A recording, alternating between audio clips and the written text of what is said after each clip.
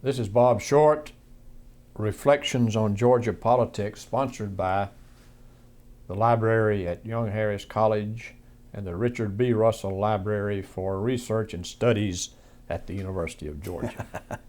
Our guest today is Chuck Clay, Cobb County Commissioner, State Senator, and Chairman of the Georgia Republican Party. Welcome, Chuck. Great to be here. It's always a pleasure. Chuck, with your permission, we'd like to divide our conversation today into three parts. First, your family and your early life. Secondly, your career as a public servant. And lastly, your role in the growth of the Republican Party in Georgia. With your permission, let's start talking about the Clay family. It's going to grow grander by the minute, I can assure you. I can assure you. It's funny, and I'll backtrack a little bit. I grew up in a military family, which means, and we're sitting here at my law office in Marietta, Georgia right now, but I grew up moving around and did not come here until I left the University of Georgia Law School in 1978. However, for a vagabond that I was, coming here was fascinating, because I suddenly walked in and there was this big bronze statue on the square here in Marietta with A.S. Clay on it. You went down Clay Road, there's Clay Plazas, Clay Schools, Clay, and it was, you're not owed anything for that, but it was a wonderful sort of sense of coming home, if you will, for a guy who never lived more than 2 or 3 years anywhere in my life, to be in Marietta, where there was this sense of sudden belonging. Now, some of it was very impressive, some of it might have been more nefarious, but that's probably true of any family, and it makes for good reading and even better stories over time. But then to build on that, the Clays, though, were one of the early pioneer families here in Cobb County. Came here in about 1850, came up from South Georgia area, had originally come in Virginia. Part went to Kentucky, that wound up being the Henry Clay side of the family. The horse thieves and bootleggers came south down around Milledgeville. And one of the older sons back then, with the division of land, if you didn't get the land, you were kind of out of luck. And so, like a lot of small landless working farmers, they came to places like Cobb County to settle. And there was a hard scrabble, independent William Clay in 1850, and settled down here. He was a pretty tough guy. Somebody once told me he was still fist fighting well into his 90s if somebody said anything bad about any of his kids. But then certainly others that were involved, uneducated, hard scrabble farmer. One of his sons, by the name of Alexander Stevens Clay, certainly named after one of the great figures in Georgia history, was one of the younger. He got a minimum of education, was a 10-year-old about the time that Sherman came marching through. And interestingly, history becomes one-sided, but William Clay was an anti-secessionist. He refused to serve in the Confederate Army, thought the whole thing was absurd, and for rich folks that really wasn't his fight until the fight came to Marietta. And he did, like everybody at that point in time, enlist in the Home Guard. The young boys were carrying water and firewood up. The older guys were digging trenches or helping to supply or fight if you had to. And of course, the town was utterly destroyed. Senator Clay, my grandfather, remembers his father once or twice mentioning, had not Union troops fed him in 1865, they would have starved to death. This place was utterly devastated. And that secondly, as he began his career both in law and politics, and while he died at a fairly young age, my grandfather said, I never once heard my grandfather mention the Confederacy, say the word Confederacy. And it wasn't because he was bitter or angry at it, it was the imprimatur of the tragedy, if you will. I sometimes want to contrast it, some of my friends and some of the flagger movements and that type of thing now, which I respect, certainly the historical side of the SCV and those that would be interested. I find it interesting that those who live through the hell and the horror, like most folks who do, want to get on with their lives and not look back, but look forward. He became a lawyer here and later was elected to the U.S. Senate. Actually, one of 3 people in Georgia history, served as Speaker of the House, President of the Senate, and then became a United States Senator. And his portrait's down there at one of the large portraits down at the state capitol in Atlanta. I've often thought how I could sneak it out at night if I could just build a room big enough to put it. But an interesting guy. Was the first person to introduce a bill for women's suffrage. Absolutely adamantly opposed the Spanish-American War and the annexation of Hawaii, but was very close friends with Teddy Roosevelt on domestic policy, the trust busting, the progressive side, if you will, of the Republican movement, and often was a co-author of his legislation on the floor of the U.S. Senate when they wanted Democrat signatories. He was one of them, and I had a couple old timers tell me he may have been a national figure on a national ticket, maybe as one of the first Southerners as a VP. Collapsed on the floor of the United States Senate of ulcers, and literally bled to death internally and died when he was 56 years old. My granddad spent a year or two as a page in the Senate, but died as a relatively young man on something ironically today we can cure with a pill. He had 5 kids, 6 kids, 5 sons and a daughter, and almost sort of Faulkner-esque family in terms of accomplishments and tragedy and living life too large, too early, but very, very interesting. And we don't have time to go through necessarily the Lex Clays, the Herbert Clays, the Ryburn Clays, Frank Clays, his sister. But my grandfather, the youngest of all these boys, one of the older brothers was one of those implicated, one of the ringleaders in the infamous Leo Frank lynching. He was the Solicitor General of the Blue Ridge Circuit at that point in place in time. Lex Clay was supposed to be the most brilliant of them, a lawyer, and he got a little bit caught up in a life of dissipation. Herbert was the youngest president of the Georgia Senate, died in his 40s from again, probably living a little too large. As I once said, the president of the university wrote to Senator Clay about whether or not he should let Herbert go to a football game because he had been partying a little too hard and not attending to his studies. Maybe things haven't changed all that much in some respects at the university, other than I bet the president doesn't have time to write dads about recalcitrant children anymore. But the youngest, my grandfather, Lucius Clay, went to West Point, graduated from Marietta High School, wanted to go to Georgia Tech, but he was too young, so he went back, lied about his age, and got into West Point. Graduated right at the end. It was a 3-year class because of World War I, and was sent to Europe. Did not get into the combat side of things. Got over there at the very end with the need for the combat engineers, as you might expect. Toured Europe, but went on to have a sort of a fascinating career. His life was, to me, of great interest because it spanned literally World War I through almost the 70s to the Cold War negotiations over Berlin and places like that. And again, not necessarily time to do so. Worked in the CCC. It was very interesting. He got assigned to a project in Denison, Texas, the Red River Dam, that happened to be Sam Rayburn's district out there, and became very, very good friends over that period of time. One of the interesting aspects, he headed up the Crash Airport development program that built 600-something airports in the prelude to the Second World War, one of those being here in Marietta, Georgia, that was called Rickenbacker Field. It was going to be the second airport that we've talked about ever since, but Rickenbacker Field was placed here as a preparation to military needs. When the war broke out, he certainly, like any officer at his time and place, wanted to combat command, but was signed to Washington, D.C., where he spent most of the war in charge of supply material. Every tank, rifle, plane, sock, piece of underwear was produced out of their office with about 6 folks. Another sort of prominent Southerner who got involved in that was a guy named Jimmy Burns, who later went on to be a very, very dear friend. In fact, my granddad gave his eulogy at South Carolina when he died, but helped in building what anybody today would say was the most miraculous, overwhelming power of the United States to produce the quantities of both men, women too, and materiel. So while it's not something we wanted to do, I think the success speaks for itself. Was briefly brought into Normandy. Dwight Eisenhower was a good friend going back to the sort of the pre-war 20s and 30s, had both worked on MacArthur's staff in the Philippines, which would be another story for another time. Went to Normandy where the beaches had been clogged and they couldn't get supplies out. And I always remember, and I've tried to remember this in business and politics, I said I arrived and I could figure out very quickly you had a perfectly good harbor master and nobody would let the poor SOB do his job. So my orders are very simple. You're in charge, nobody else is to talk to you, and you're not going to hear from me, and in 48 hours if things aren't moving, you're going to be fired. So yes sir. And he had said he had it running marvelously. So sometimes it's empowering the right people to do their job and then leaving them alone and let them do it. Nothing profound, but a pretty good philosophy.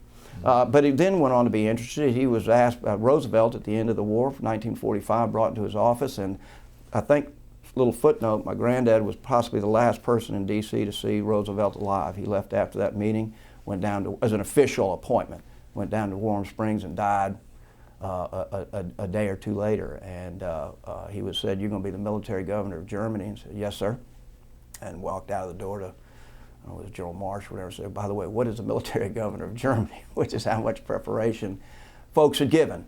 You know, Roosevelt liked to keep things secretive. There had been discussions with the Soviets, the French, the Brits, what was it going to be. But the fact of the matter is, you arrived in an utterly destroyed country with horrible human beings that needed to be punished, millions of innocents that need to be repatriated and treated and gotten back to whatever family or home they could get to, and then somehow instill democracy with a pro-Western government with institutions that mirror our own. And the fabulous thing about it is they did it. It's probably one of the greatest, and not just American and not just generals, but privates and sergeants and civil folks, civil servants, French, Brits, under some pretty remarkable circumstances, punished bad guys, not perfectly, but certainly better than anybody else out there, set up a federal system like ours, and got underway the trappings of a government that was responsive to its people with a free press and free education, while right across the border the Soviets were doing just the opposite. And of course that culminated in '48 with the Berlin airlift.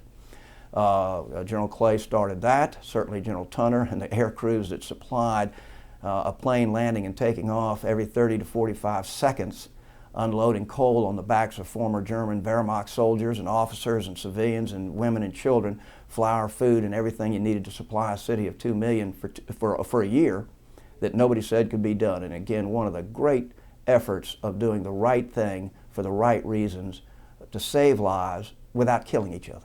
As I was at a ceremony not too long ago, one of the veterans at Gail Halverson, who started the candy drops for the kids, asked one of his pilots, says, "How does it feel to be feeding the very people that you were killing as a bomber pilot, 4 years ago?" So it feels a whole lot better feeding them than killing them. And I think that says a lot about the ingenuity of. He left that, went on to have a marvelous career, and was chairman and CEO of Continental Can, built it into the largest diversified packaging firm. Was also became active. He was Eisenhower's campaign manager along with Herbert Brownell. General Clay was the secret conduit to Eisenhower over to Europe. Finally got him to run by saying that to announce by saying, "If you don't, I think MacArthur just might." That got Ike in the next day. That says much. Probably says all that needs to be said. But was a great admirer of Eisenhower's. And when Eisenhower developed the Eisenhower highway system that was so much integral to development in this part of the world, General Clay headed the commission that put the design together to get that done. He later became the finance chair of the RNC. Was very much an Eisenhower Democrat, a Republican for all that might, for a guy who grew up as a Democrat, was an Eisenhower Republican for all that might mean in modern day politics. He was a pragmatist. But he also served when the wall went up. John Kennedy sent him back over to Berlin for a year as his personal envoy with the rank of ambassador. Spent with a great confrontation of tanks at Checkpoint Charlie. That was under his guise and watch to prove that this was in fact a Russian, not a German operation. And the Kennedy sort of liked it. He was a kind of a take charge, can do, not a tattletale kind of guy. And so, some criticized him for serving a Democrat president, but again, as he said one time over dinner, "I'll let all you folks say the president, tell the president no, but there's only two words that come out of my mouth if a president of the United States calls, and that's yes, sir." So I'll let the politicos worry about whether it's right or wrong. I'm honored to be asked, and if I can help, I'm there. He was a walking history book. He could tell you what it was like to sit across the table of Joseph Stalin at the Moscow meetings after the war, drink a brandy with Winston Churchill, or as he was asked to do after the Bay of Pigs fiasco. He was called by Robert Kennedy on December 23rd to come to the White House, and would he sign a note and raise some money to save, to repatriate some of the prisoners captured that Castro indicated he would. He signed a personal note for a couple $1 million that he didn't have right then. they got the Cubans out and sat in Robert Kennedy's office and raised money to pay the note off before Christmas. And small things that folks would never know, not going to be in a history book, but had that window for almost decades. My father they had two sons. My father and uncle on there both graduated from West Point in 1942. My dad went to the Army Air Corps. My uncle went into the armor. And these were sons of General Lucius Clay Sr. Yes, sir. Yes, sir. And your dad was Lucius Clay Jr. Right. My uncle was Frank Clay, and both went on. My dad was a medium bomber pilot out of England and Belgium and France, and Frank landed with troops in North Africa in the armor and fought till the final days of the war in northern Italy in 1945. And my dad, and I'll focus on that, Frank was a highly decorated, 2 Silver Stars, 2 Bronze Stars. Certainly my dad had his share, but my dad was that cusp of the new force, the Air Force. And you went in as a second lieutenant in 1942. By 1945, a lot of them were lieutenant colonels, if you lived and survived. And he became a part of that burgeoning and exploding new wing that in 1949 was split off to be the United States Air Force, and went on to serve in many capacities, from director of plans at the Pentagon to 7th Air Force commander in Vietnam, the commander of NORAD, the commander-in-chief Pacific Air Forces. And as I said before, probably the seminal things that occur in your life is in anyone's life. But I grew up, I was born in Tampa, then we moved to Alabama, moved to Virginia, moved to Puerto Rico, moved to Nebraska, moved back to Virginia, out to Texas, back to Virginia again, out to Hawaii, out to Thailand, back to Hawaii, Colorado, North Carolina, and here down in Georgia. So when I say I landed at a place where it was fun to see the name around, I meant that sincerely. But I wouldn't trade. You grow up learning a lot, you make friends quickly, you learn to communicate quickly, you learn some great lessons about life, which is never be really friends with the first person who talks to you on the new base, because they don't have any friends, or they wouldn't be talking to you. But it is a wonderful way to learn to communicate, deal with other people. From sergeants and NCOs to high-ranking officers, the kids played together, went to school together. There might be an officers club or an NCO club, but it was not an air of superiority. It was just a difference in the role, and it was a wonderful place in many respects as a child to grow up in the serenity and safety of a military post where there's that shared mission, shared idealism, passion. At 5 o'clock when retreat sounds, everybody stops their cars, you stop what you're doing, you stand in respectful attention as the flag comes down. You understand the rules, and it's important, I think, for kids, or anybody, but particularly kids. You knew where you were on a post like that, and it was a wonderful way to grow. As a member of such a distinguished military family, did you ever consider following in their footsteps? Absolutely, and I don't never regrets. If I had not taken the path I did, I certainly thought about it very, very much, because there's a part of me that truly loves, as I said, that sense of commitment and mission and shared passion and zeal and service. My math was atrocious. I was both concerned about my ability to say, go and graduate from West Point, which is still at heart an engineering mathematics school. Part of it probably was after 2 generations. I think my dad and granddad may be the only 2 father-son 4-star graduates from West Point. I think sometimes you may feel like you're competing more against your own family than you are for your own career. And I'm not the first or last to ever feel or express that. So I think a combination of things just made me feel that there had been law in the family. Maybe this is indicative. I enjoyed the discourse. I enjoyed the give and take. I enjoyed that idea of developing a theme and then trying to convince folks that your view and mission is right. But is there a part of me that always gets a lump in my throat when I go to a military retreat or see the flag coming up or down in the morning? Absolutely. It'll give me goosebumps till the day I die. And you chose law.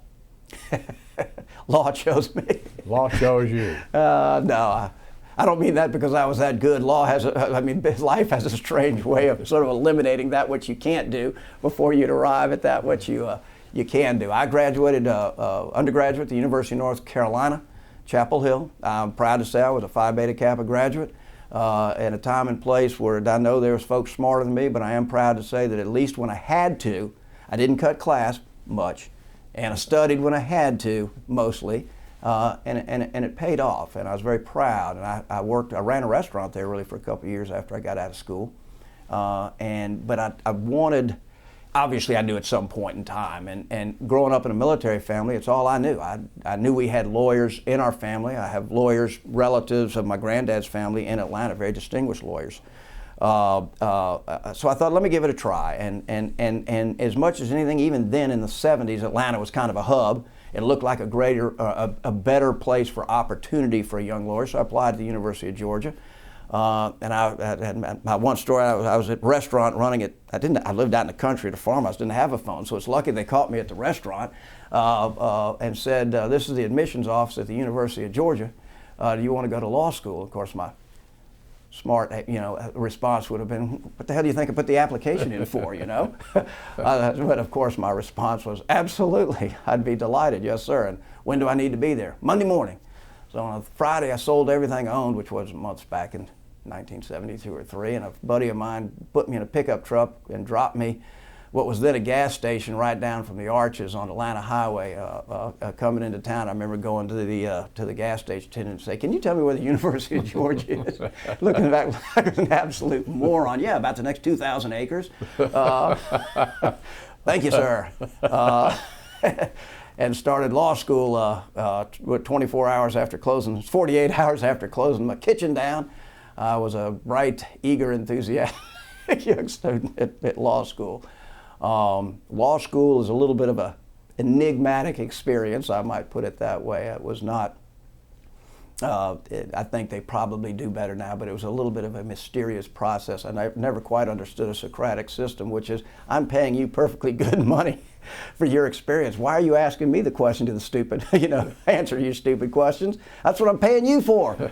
But did get through. It is a grind, proud to get through. And then what happened with me is fortuitously, sometimes luck, fate, the almighty, good or bad, I knew I didn't want to work in a big downtown firm. I knew I didn't want to, that was not me. And I went to and I needed a job. And I went to the job posted board, and there was a little job that said solicitor's office, Marietta, Georgia, assistant solicitor, open.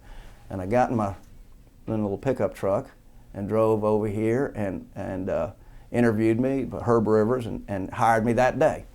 So it was a win-win. I needed a paycheck. He needed an assistant solicitor. But it's the greatest thing that happened to me in terms of my legal career, because suddenly things came in focus. It forced me to get in the courtrooms and develop a style, develop a passion, develop communication, those types of skills, and it comes in myriads of different ways and modes, but it was a great place that solicitors tries misdemeanor cases, and you could go in and try one after another, and then I moved over to the DA's office. Tom Sharon had just been elected, was the first Republican district attorney in the state of Georgia.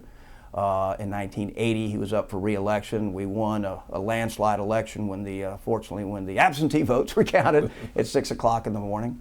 But I spent 4 wonderful years over there, and that's probably what really got me focused and looking more at the Republican side, and then sort of igniting kind of that interest in local government and politics. I left the DA's office for a year or so. One of the commissioners had decided to not run for re-election, a Democrat and a fine person, and I announced for that position as a Republican, which is still in West Cobb in this was 1986 at this point in time, was still sort of unheard of in West Cobb. But it didn't take too much to see that the growing numbers, if you could tap into them, were from out of state. They were moving in new neighborhoods, and they were probably going to vote Republican just because they didn't like what they saw. They thought they didn't like what they saw of the, quote, good old boy system. Unfortunately, as again plans will always work, the same individual who decided not to run again then changed his mind and decided to run again. And what became, I thought, would be a run for an open seat became a very contested and occasionally bitterly contested a run that I wound up unseating, upsetting it, if you will, because I think everybody at that point in time didn't think a Republican could win out there. It was no brilliance of mine. We found some common themes of neighborhood protection, managed zoning. It was that beginning of the clash of growth versus anti-growth. and were able to tap into it. But I look at it not because of anything I did. It's one of the first truly modern campaigns. The RNC through Reagan and GOPAC had spent an enormous amount of money focusing on voter ID and getting these people into programs and identified individually, and then working those individuals to go vote on a consistent theme and message. And it made me a believer that organization and skill and the money need to do it, mostly which was provided by the RNC, not to me specifically, but to Republicans everywhere. Cobb had suddenly burst on the scene as a Republican county, and they were investing in it, and I was an early beneficiary. And back up, I mean, just one sentence, you know, when I say it was still a Democrat area and why folks vote Republican. You know, when I got here, like any young sort of idealistic person, I'd go to the two different party meetings, and it was then the Democrats that, in my mind, were the more closed-minded, that were, you know, talking always about them Yankees and off-color things, and seemed closed and old. Probably younger than I am now, but at the time and place it seemed old. Whereas the Republicans, the Johnny Isaacsons, the Johnny Greshams, the Warren Herons, you know, Babe Atkins and Bill Atkins and any number of others. Bob Barr back then. They were young, they were enthusiastic, they were out there bringing people in. And if you looked at one versus this and you were a young person, it was the Republicans that looked like the progressives, not looked like, at the time were. And so I got involved with that, and we sort of hit that cusp of things really breaking countywide in terms of Republican strength here. It's ebbing back the other way now, but certainly that was a beginning. And you know, I probably ascribe more to the Bob Dole theory of Republicanism than most anything else, which is when Bob Dole came back from the war and wanted to run, he went down to the voting office and counted how many registered Republicans there were, how many registered Democrats there were, saw there were 3 times as many Republicans, and said, you know what? I think I'm a Republican. We don't register by party here, but it was clear to me that the numbers were moving in that direction, and for all the right reasons. You know, 2 years after that, Carl Harrison, a very dear friend and longtime public servant, had a heart transplant and went back to work, maybe worked too hard. He did what he loved to do. Died, and the Senate seat 37 came open halfway through my first term as a county commissioner. I was elected in '86, helped institute the first code of ethics for the commission. And you know the thing I'm most proud of as a commissioner? We were having 1 or 2 deaths a year in Cobb, about 6 deaths a year in the metro area from these trench cave-ins, construction sites. And we implemented the first mandatory licensing program and training program to ensure that when trenches were done, they were either boxed or shored up in a way. And we have not had a fatality in Cobb County in that kind of accident since then. Simple safety precautions that never glamorous, but that's what commissioners do, and it saved lives. Went down to the Senate, was lucky enough to get elected, and in '88. One of 11. One of 11, the proud 11. Paul Coverdale was our fearless leader, and a fine one. But we had some wonderful, from Skin Edge and Sally Newbill and gosh, Jim Tysinger and Joe Burton and Frank Albert and Ted Land. I'll leave some good ones out, you know, but it was a good group of people that were both deep and profound, like a Jim Tysinger. They were up-and-comers like Skin Edge or Sally. Paul Coverdale was indefatigable and was both a proud Republican, but knew how to work with the leadership, Roy Barnes being one of his closest friends until he died.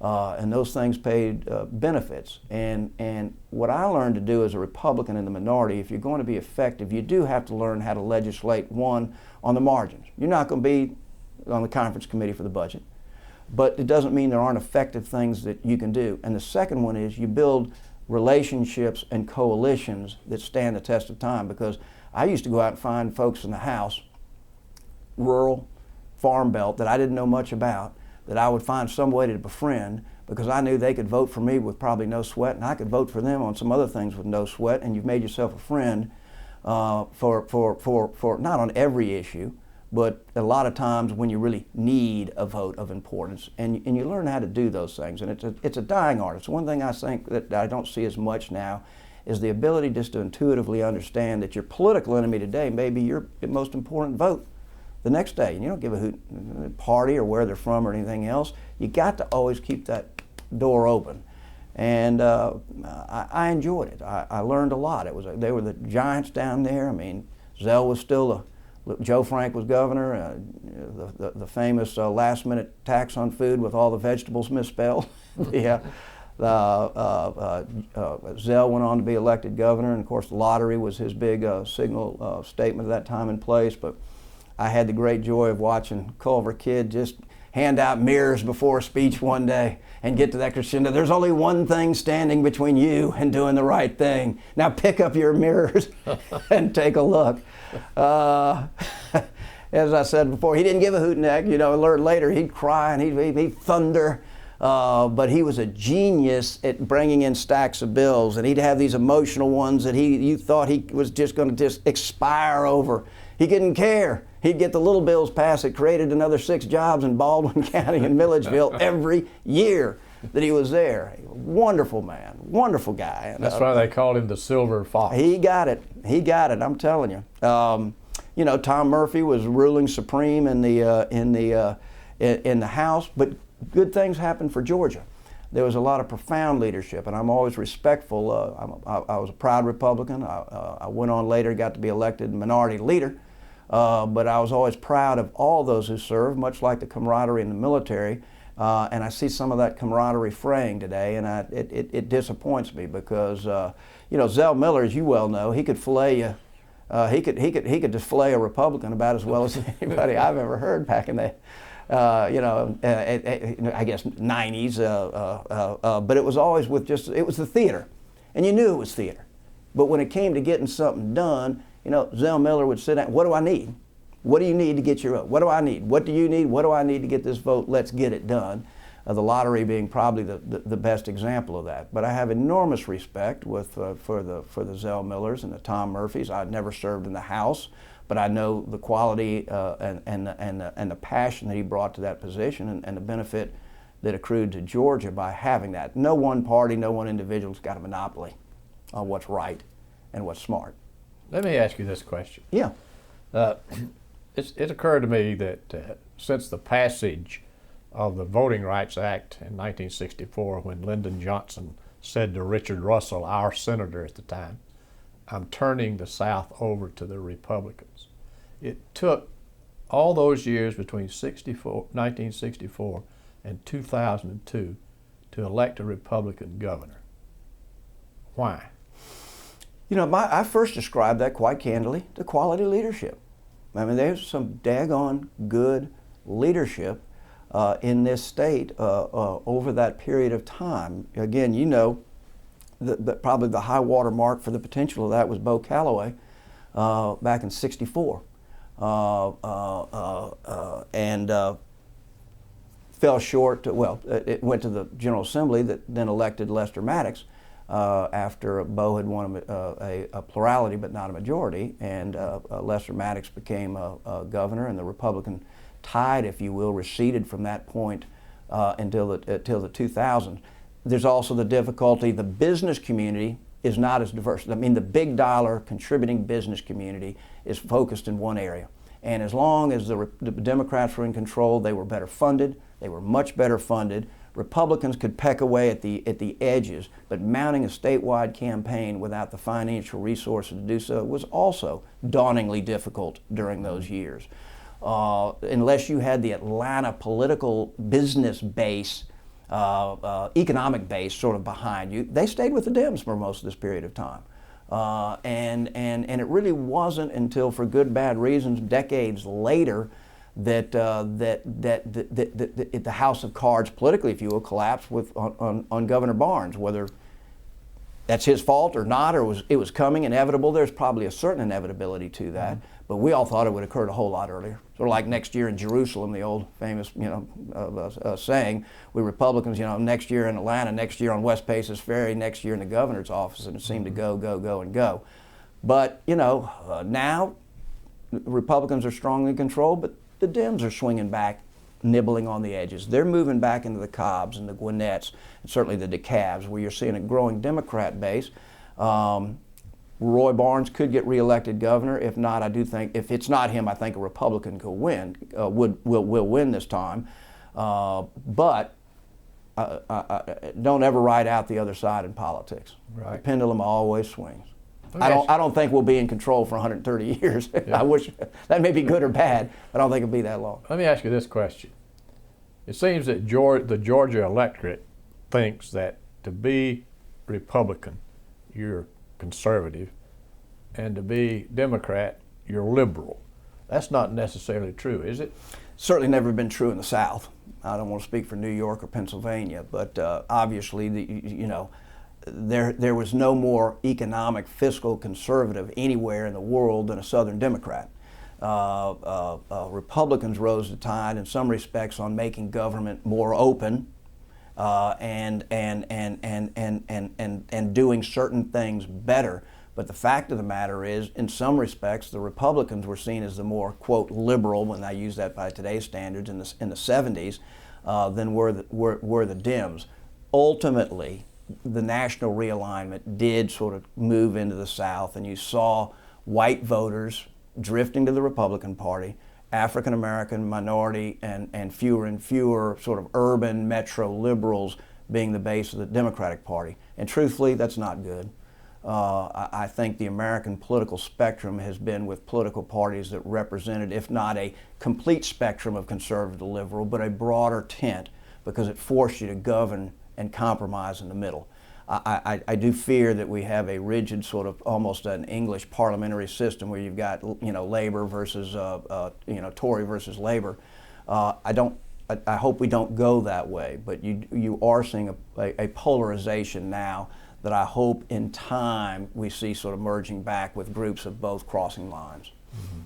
A few years ago, the Republican Party seemed to be confined mostly to what was known as the donut, which is suburban Atlanta, but it has now expanded throughout the state. Is that a result of the efforts of the state party? I'm going to give a lot of that in terms of the outcome. I'm going to give a lot of credit to that to Guy Milner when he made that first run. He was the first Republican who truly won almost every rural, traditionally Democrat county where there was I don't read these words in any mean way, but a white majority. He pulled those all into the Republican camp. Now, groundwork being laid, party structure is important. I can remember I used to laugh and say, you go into some of the parts of Georgia back when I was chairman, certainly before that, to have a Republican Party meeting. The only people who were Republicans in South Georgia in the 70s, 80s were the folks who couldn't get in the Kiwanis Club.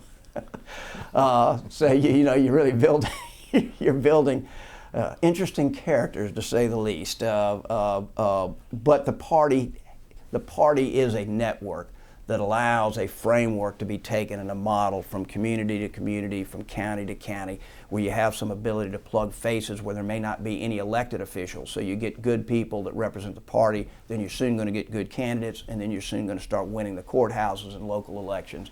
And it is important. I never want to overemphasize party as opposed to candidates. I mean, I do think best candidates with a good organization are still the key to winning.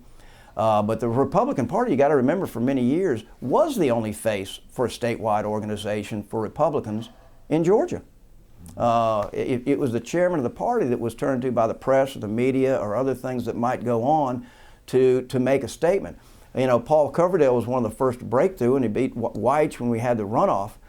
We were getting ready to go to the Philadelphia convention in 2000 when he tragically died. And suddenly I became again that point person, and I say that not as a point of pride, but it reminded me how important the party role was up until that point in time. Once you have the U.S. senators and the governors and the statewide offices, the out front part of it's less important. The organizational part still is. His death was tragic. It left Governor Roy Barnes, with a decision of replacing him. He appointed a Democrat, Zell Miller. What were your thoughts about that? I personally thought it was a good choice. I mean, you had some people arguing that because Paul was a Republican, they should have put in a Republican. Well, that may be true, but it ain't real world. Of course he was going to put a Democrat there. And he put about as seasoned, and as we now know, though we were less sure of that at that time, conservative Democrat, I probably now more to the chagrin of Roy Barnes than any Republican in the state of Georgia, who almost claims Zell Miller as one of their own, maybe to Zell's chagrin. But I think it was a good decision. It was a shrewd decision and served Georgia well. I sometimes question Zell's sanity for going, for wanting to go up there after his level of service, but God bless him for doing so. Yeah. Let's go back, if you will, to your service in the Senate. You served as minority leader. Yes, sir. Tell us a little bit about that responsibility and who calls the shots? Minority leader is one of those wonderful positions that has neither a carrot nor a stick. So other than getting your picture a little higher on the legislative photos on the wall in the Senate chambers, it's one of those that really is purely the art of persuasion, because you really don't have a carrot or a stick. And sometimes you do it successfully, sometimes you don't. I enjoyed it immensely because I think it's always an honor to be recognized by your peers in that capacity. We were still, focused our efforts in many respects. We were picking up seats, and it took a little longer than we thought. But to me, it was fun and bespoke more a level of, I guess, excellence of service than it really is major clout. Yes, you're going to be asked to be involved. Yes, you get to have some discussions with the governor. Yes, you get to be a point person on explaining positions on key bills, sometimes when you want to, sometimes when you don't. But a wonderful learning curve that in many respects sort of confines you in some ways, because you have to take party positions as opposed to sometimes your own political positions. But I say it'd probably been more fun had been a majority leader, but things work as they do, and we prided ourselves on being a smart, politically savvy alternative. We weren't naive. We didn't try to burn bridges, but we tried to, where we could, leverage the Democrats. Sometimes that's easier to do when you're in the minority, to leverage the majority. And with people like the skin edges of the world and Sally and some of the old timers like Jim and Joe, I think Clay Land came in, David Ralston came in, Charlie Tanksley came in. I'd have matched those intellects of those folks against anybody in the General Assembly, and I feel confident we'd come out ahead every time, and I think we did. Mm-hmm. I think we created real credibility, not just being good senators, but credibility on being a real political alternative that was on its way up. And I'm proud to have been a little part of it. In Georgia, a coalition of 11 votes can certainly affect the outcome of legislation in the Senate. Beat most any constitutional amendment. Who determines positions from a party standpoint in those legal battles? In terms of pure legal battles, a party chairman would hire counsel to go through. The Republican Party, because we didn't have a governor, came up, really was a much more grassroots organization. Republicans elected almost everybody, whether it be in the party structure, the executive committees, the local offices. That was all elected. We all did this at the various conferences and conventions throughout the state, and it was a very democratic organization. The Democrats generally appointed theirs because the governor was the source of power. The governor controlled everything. So the governor kind of would wink and nod, and certain things would almost inevitably occur. We're not back to that model as yet, and they're a little bit more like us now, but since they've lost the governorship, they've become a little more open on it. Party's going to make the decisions that affect party business, party unity. Alec Poitevin, when David Dukes wanted to come to Georgia and run as a Republican, Alec Poitevin was the party chairman then and said, hell no, you're not going to do it. And I give him credit for that, and he couldn't do it because he called that shot and he controlled who's on the nominee or a potential nominee of the Republican Party, and I think that's a good sign.